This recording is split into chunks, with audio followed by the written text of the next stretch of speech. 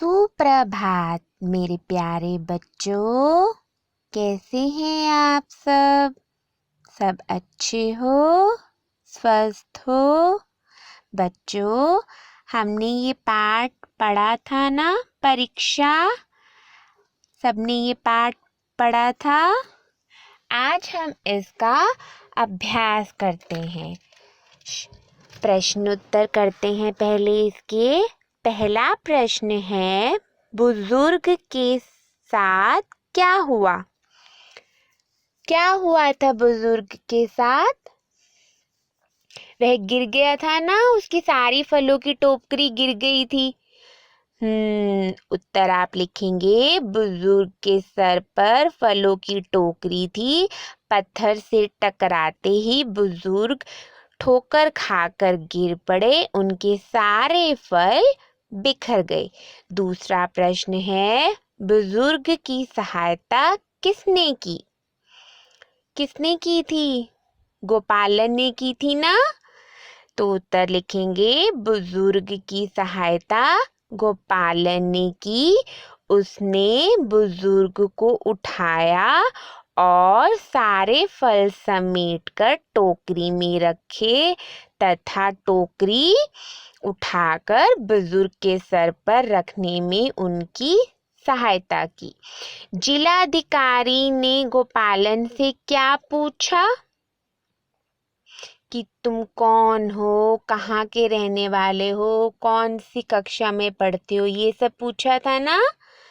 तो उत्तर लिखेंगे, जिलाधिकारी ने गोपालन से पूछा, तुम कौन हो, कहाँ के रहने वाले हो और किस कक्षा में पढ़ते हो, इत्यादि। फिर है आपका प्रश्न, गोपालन को कौन सा पुरस्कार मिलना था और क्यों?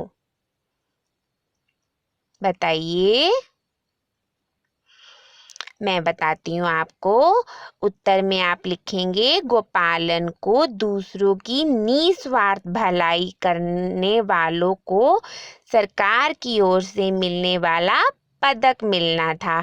जो बिना किसी स्वार्थ के दूसरों की भलाई करता है, दूसरों का भला करता है, सरकार उसको पदक देना चाहती थी। पदक मैंने आपको बताया था क्या होता है, मेडल, क्योंकि वह निस्वार्थ भाव से लोगों की सेवा करता था। गोपालन जो है बिना किसी स्वार्थ के लोगों की सेवा करता था, इसीलिए सरकार उसको मेडल देना चाहती थी। फिर है आपके रिक्त स्थान। पहला है, एक डैश थे, उन्हें जिला के सबसे भले आदमी की पहचान करनी थी। कौन थे? जिलाधिकारी।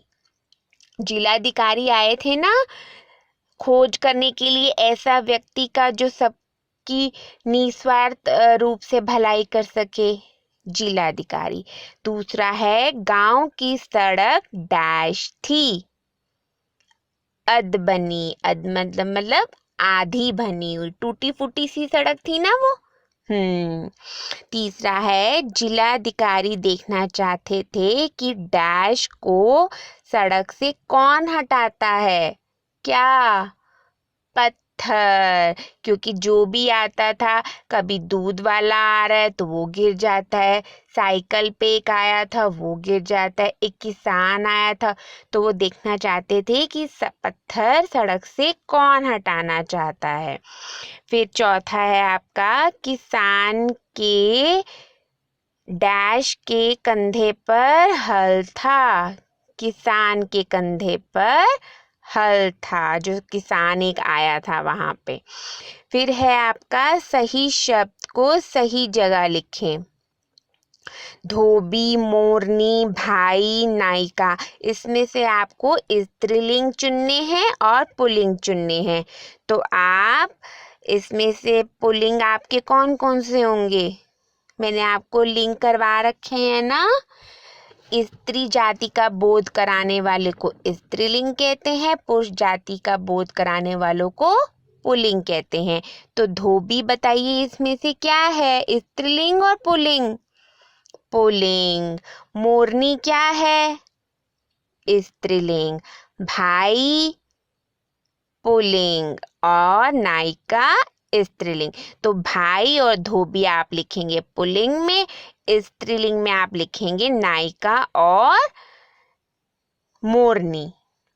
तो बच्चों, ये था अभ्यास आपका पाठ का, परीक्षा का।